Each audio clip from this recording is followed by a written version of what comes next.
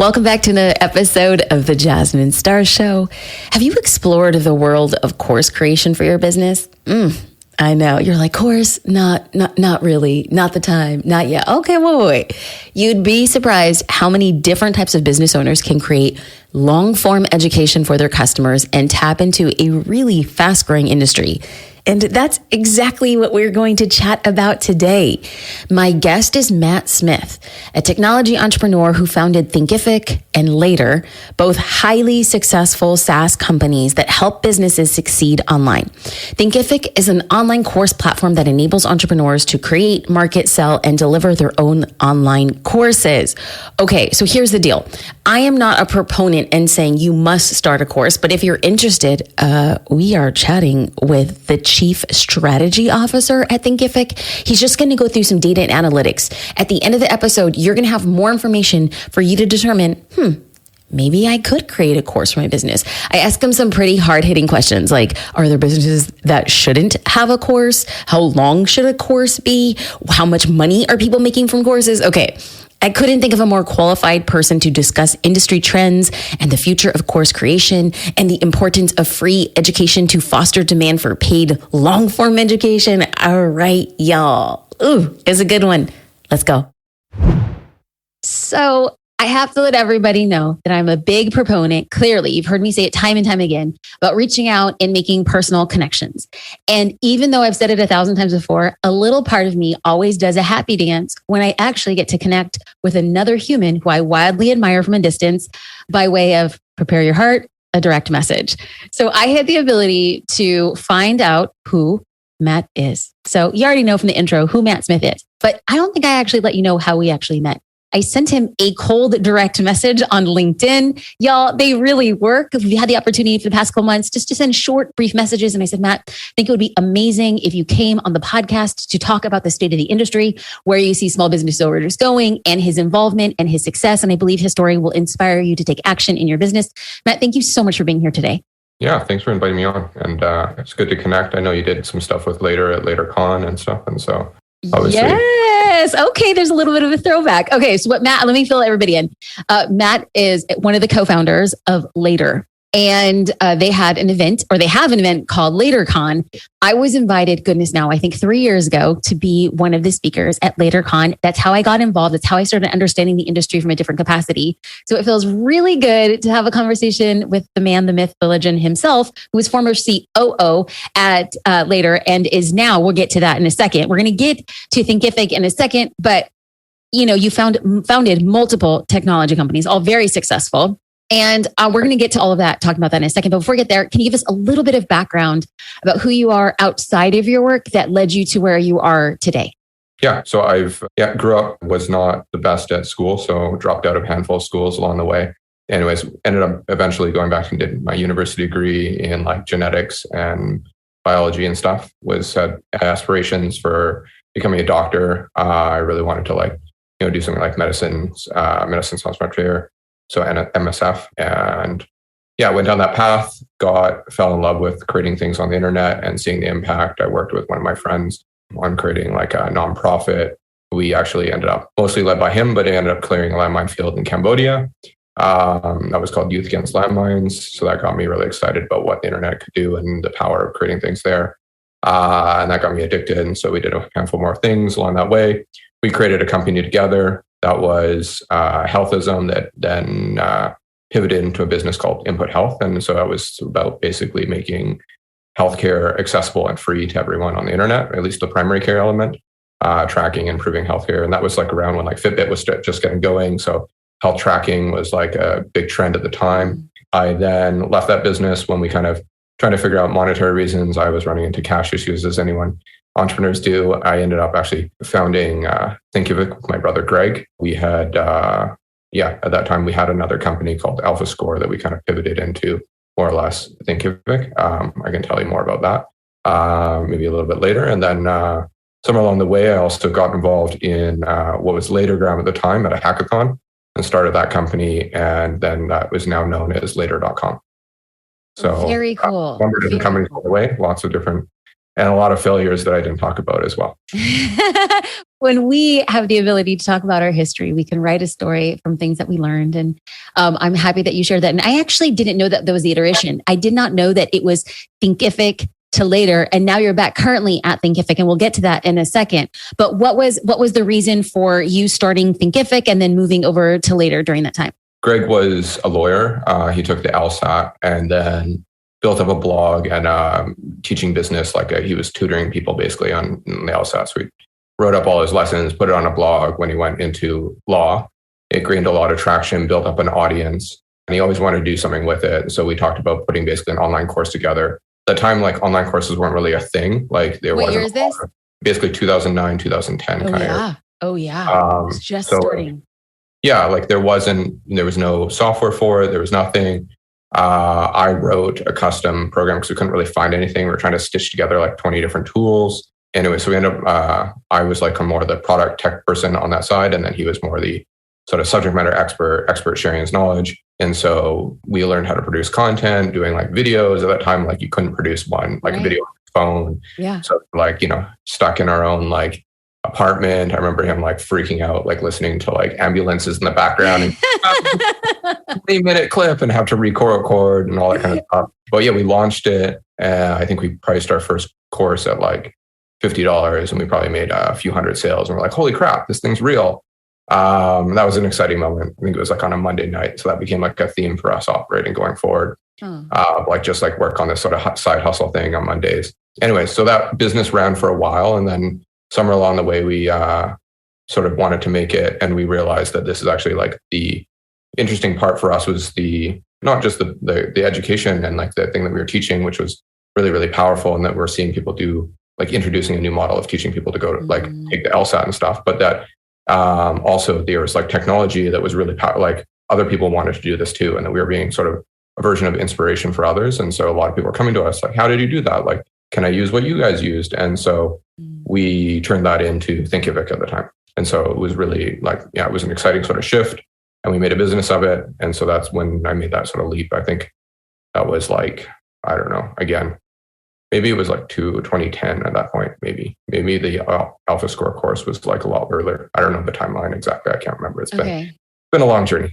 Yeah. So around that 2010 time, I really started understanding that the space was shifting. But due to the lack of people having exactly what the pressure point you had just listed, I actually was approached by a third-party content creation educational hub.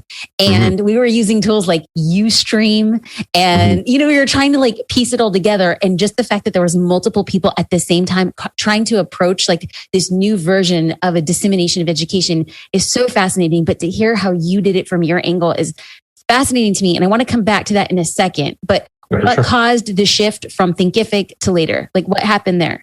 Yeah. So, as building companies is tough along the way. There wasn't a huge specific reason. It was actually when I joined later was formed, or later at the time was formed at a hackathon, which is basically a programming competition, more or less. And so a handful of people got together. We built this app.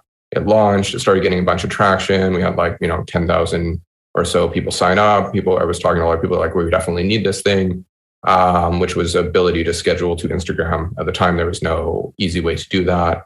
So we kind of came up with our own little hack approach to it, where it would send you a push notification to your phone. Yeah.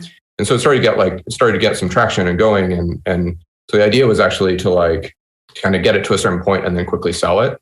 And go back to Thinkific with a bit more cash so we could funnel it into the business. Got it. And that was kind of my original justification of doing it. We hadn't raised a lot of money for Thinkific. We were bootstrapping the company mostly based on Alpha Score revenues at the time. And so we were trying to figure out a way to do this. And I was kind of still working with Thinkific. And so went down that road. We ended up raising money for later at that point, which pulled me farther into that journey.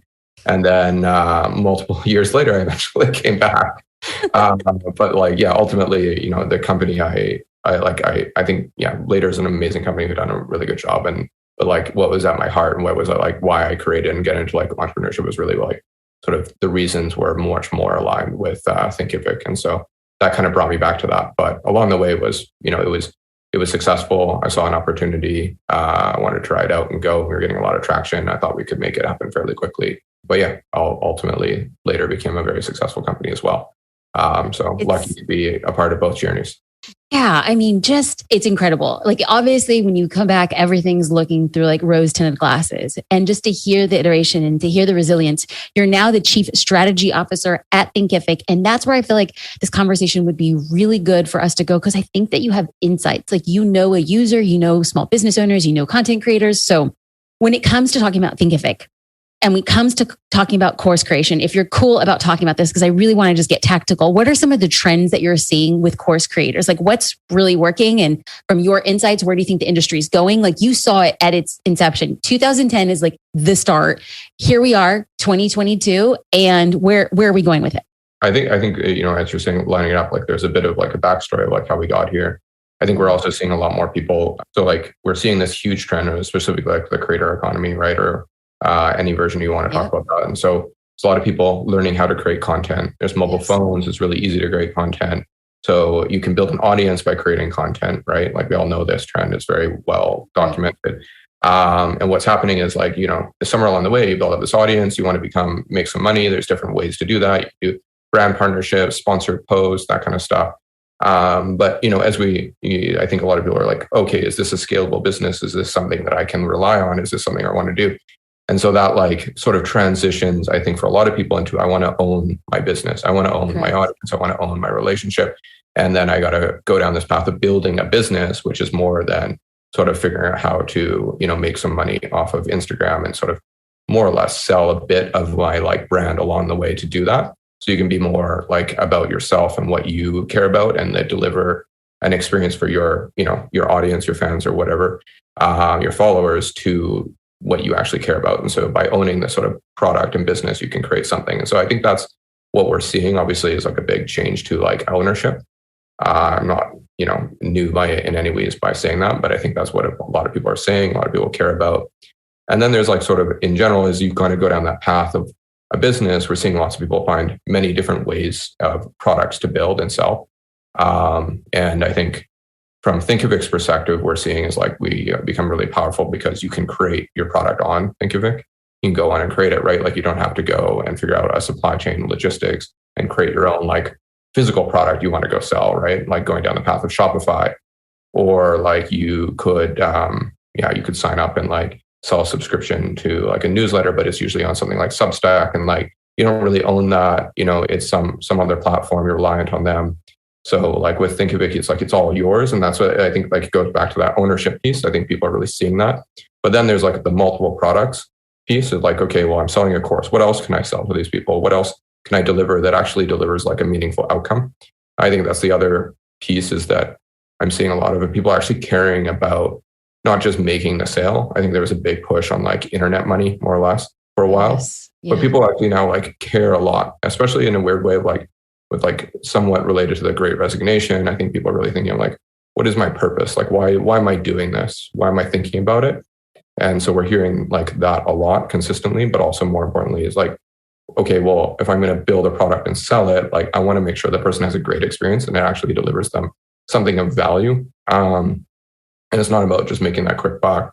It's about like actually building a long-term sustainable business that I can rely on, that I can like build a family on, that I can like share with others and the journey along that, and own it myself, and not be relying on whatever Instagram's new algorithm is, or YouTube's new rules around how you can publish and own, or like do your brand partnerships with them, or whatever take they want to take out of your business, is actually like you own it and do it and go down that path. So I think like that's the kind of things that we're seeing. And it's like, it's, you know, for sure, definitely fueling Thinkific for sure. And like Thinkific style businesses and like a lot of the creators we're talking about.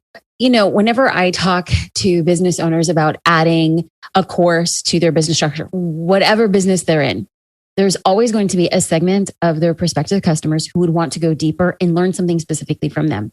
But then there's a lot of resistance around that, is like, does it become a short ladder? Do you need to have a second full-time job to promote a different offering in your suite? So when you see course creators creating courses, on average, how many courses are people creating? What's this like lifespan here for a creator in a course?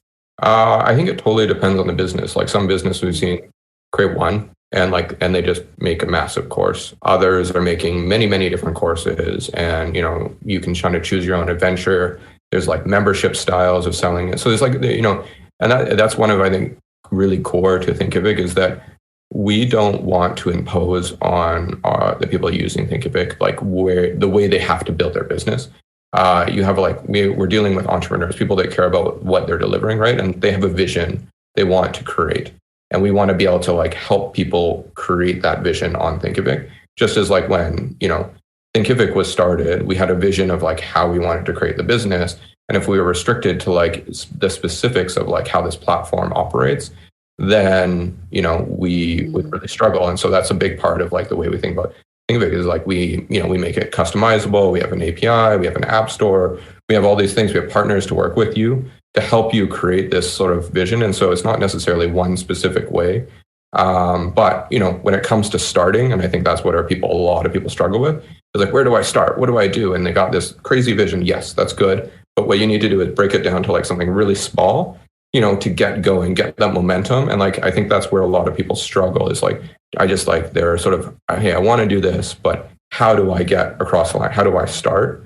And so I always tell people, like when I talk to them, is they just start, choose something small, maybe a half an hour or 1 hour course.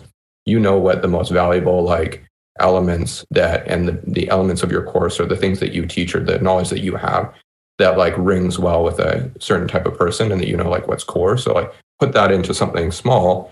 Doesn't take that long to produce 1 hour of content, and then package that up and make that your first course. And maybe you launch another one after that. Maybe you launch another one. I'm fascinated right now. I'm fascinated. What percentage of course creators are creating an entire course as an offer that's less than an hour?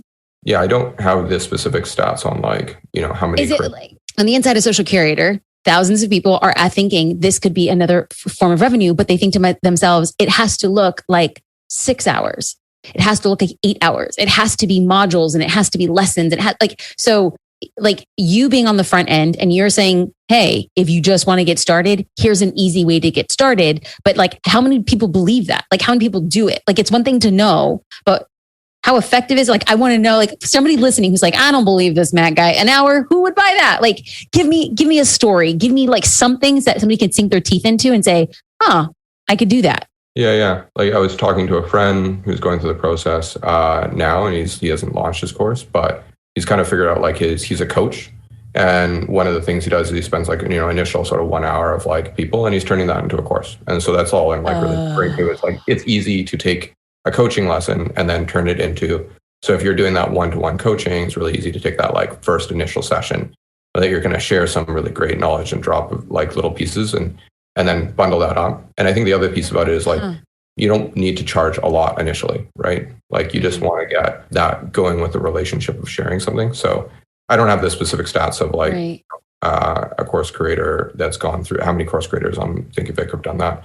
But as I said, everyone has their sort of own vision of what they want to create. There's no specific way to do it. And so I think that's the other thing is like, I think the big thing I've seen is that hurdle. Like if you have the time and the area, energy to go and create an 8 hour course, go for it.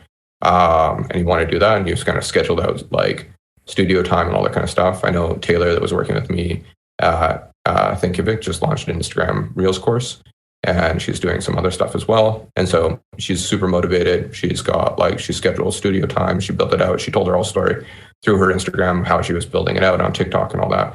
And that's amazing. And she told the whole story of like the video production, creating a business, all that kind of stuff, which is amazing. And I think her course was a few hours long. I don't know the exact details. Fascinating. Yeah. And so this is the thing. This is always what I love is I was raised to believe that you will either find excuses not to do it, or find reasons that you could.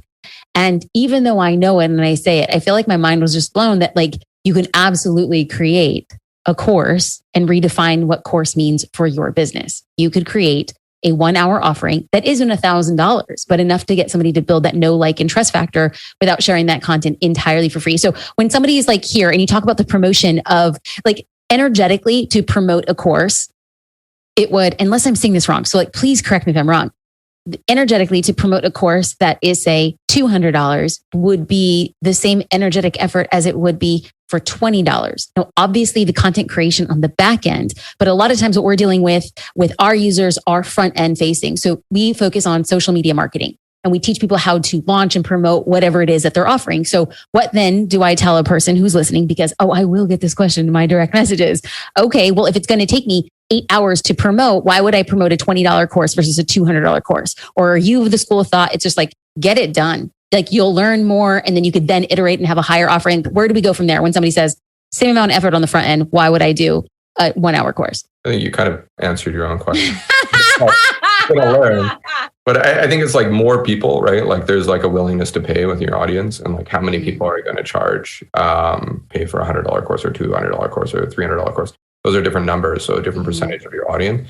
So it also gives you like a bit of a sense of like what is the willingness to pay with like for your content. And I think it's also like if you build an amazing 1 hour course for $20 or $50 or whatever that like you sort of put it in, and people go, wow, that was really great. Whatever you launch now is just so much easier. So you already built up that relationship. You delivered value. And I think if people like see that and they experience that, they'll buy the next course from you because they really want what else. And they'll probably be knocking at it and telling their friends about, hey, you should take this as well. Right. And I think that the other side of it is like you have to, balance that as well, of like the time commitment of people. Like, sure, there's a 10-hour course, but like, are you going to sit down and take 10 hours? Or is it much easier to like mentally think, I can take a 1 hour course. I know I'm going to watch the whole thing. There's a lot of different elements, and especially with people already spending a lot of time at home in front of their computer. So based on, and I know I'm asking like tactical questions, but I know that these are the questions I'm going to get. Like, does somebody feel like you had mentioned Taylor and renting studio time? Have you ever seen a course creator create with a very basic setup? Like, have you ever seen a course creator create with an iPhone? Yeah, tons of people do it on iPhone. I think the quality of iPhones are amazing at this point, and like or phones in general, not necessarily iPhones, but just general phone cameras are easy. Right. You can hook up a mic to it that increases the audio quality. You can put a simple like backdrop in your home. You just have to find a relatively quiet place. I remember this guy Miguel from Gruma Media. I remember when he was telling me he created some of his early courses. He like went under. So he would film his videos, and they would go underneath his blanket in his room and record the audio there. So it would like,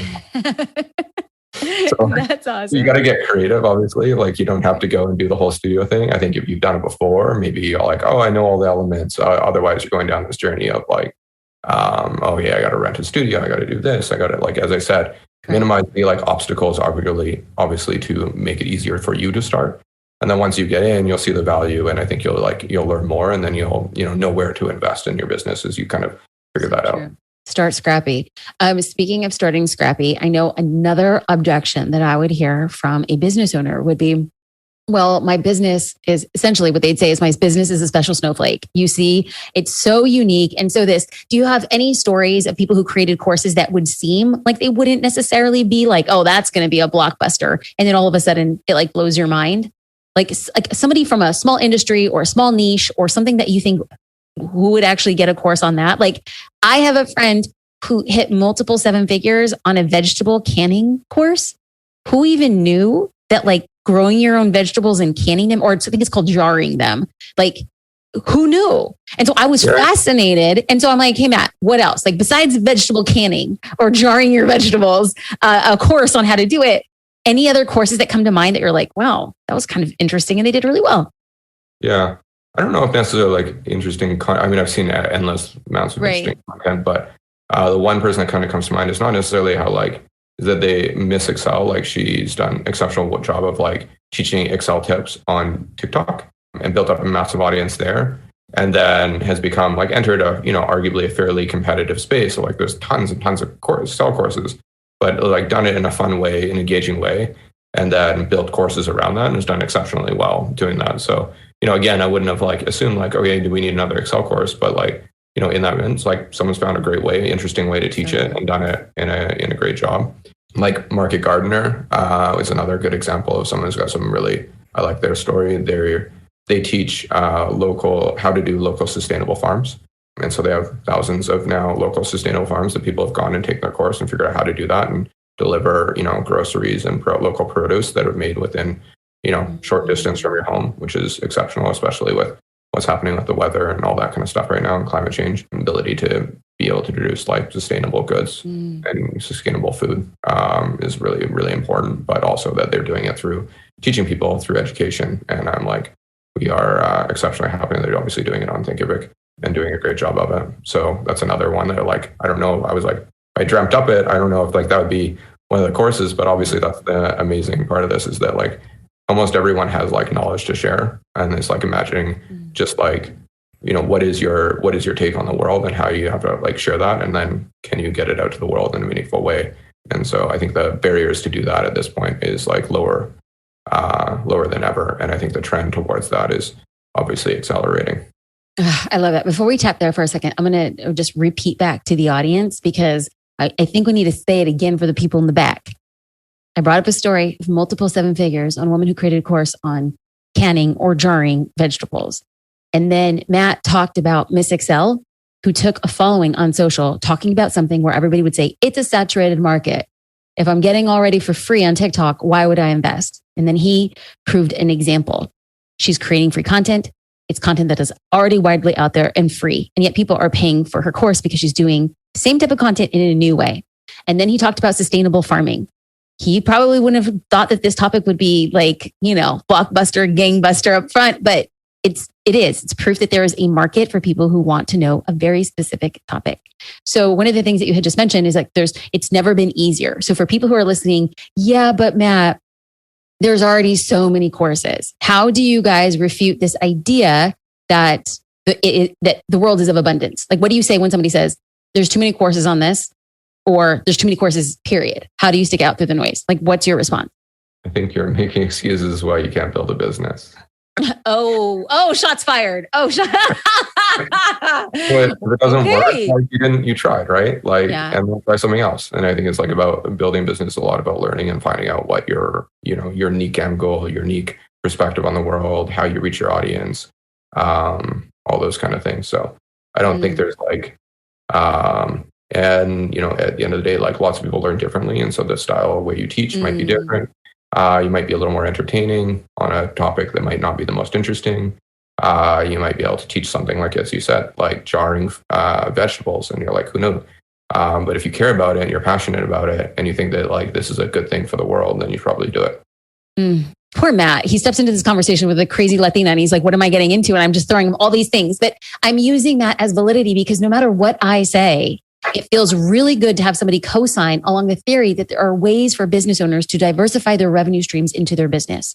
So based on his litany of knowledge and his insight in doing this well over a decade, what are 3 tips for somebody? You got them off the fence. They're like, all right, Matt, I'll try this thing. What are 3 tips that somebody could use to start creating their very first course? And we're going to keep it simple. 3 tips. Well, obviously, you just choose a topic. You shoot it quickly and you build an audience along the way. I mean, it's not exactly easy, but you got to do, you know, the core basics of like building a course. So pick a topic, create the work, and build an audience. There you go. That's it. I know it. And it sounds what's going to happen on the back end is people say, yeah, but, and we'll go back to a flash fire, shots fired. If we continue to make excuses, this is why the reason of your business, it's not working. So excuses will lead to nothing, and reasons why you can make it work will lead to, if nothing else, the next best step to take. So anything that you can hint at for the future of Thinkific in 2022 and how you're going to make life easier for people who are creating courses, for people who want to diversify the revenue streams, anything on the horizon that you're really excited that you're doing with Thinkific as we kind of close out the conversation? Yeah, for sure. One, I think we're seeing a big trend on like people launching basically multiple different versions of products. So if you're teaching a course, maybe you're going to launch a community, maybe you're going to launch a communal learning experience. So there's many different things, like you can launch a newsletter along with that. So I think like many different ways. Again, not everyone consumes your knowledge the same way, and not everyone wants to take a video course necessarily. So there's lots of different ways to build out your business. You don't have to do it all through one course. So I think that's a big thing I'm seeing. And then I think generally just start. Like I think that's the biggest hurdle for everyone who's starting a business. Just go out and start. And so good piece of advice. I think it's like a perfect way to like close the loop. Is we started with a litany of businesses and experiences, and you candidly said you talked a lot about the successes, and we're not going to mention too much of the failures, but the failures are what led you here today and led you into speaking about the myriad of successes that a lot of Thinkific users have had. And so I just want to say thank you for busting myths. Thank you for bursting through objections. Thank you for sharing your time, your knowledge, and your expertise. If people want to know more about what it is that you do in Thinkific in itself, where can we point them to? Yeah, I'm on Twitter and Instagram as you kind of hit me up. Or sorry, Twitter and probably LinkedIn are the best places. No problem. I'll make sure and link them in the notes. Matt, thank you so much. I appreciate all that you do. Thank you for sharing insights from Thinkific. You are making a difference in people's lives and the revenue. So I appreciate it. I hope you have a good one. Thanks so much. There you have it. I hope you enjoyed my conversation with Matt. If so, I'd love for you to hit the subscribe button from wherever you're tuning into today for the Jasmine Star Show. This will ensure you never miss a future episode. It just takes a moment to subscribe. I mean, it takes like 2 seconds to subscribe, but it makes a huge difference for this podcast of ours. So thank you. Thank you in advance for supporting the show and subscribing on iTunes, Spotify, Google Play, or Stitcher, or wherever you are getting your podcast these days. Until next time, shine on, friends.